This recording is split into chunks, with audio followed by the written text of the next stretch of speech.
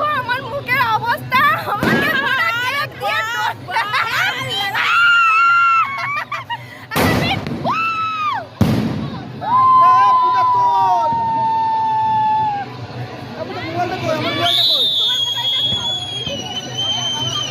ভীষণ মজা করছি, আমার কেক নিয়ে পুরো ভর্তি করছে, আমি তো কেক খাচ্ছি।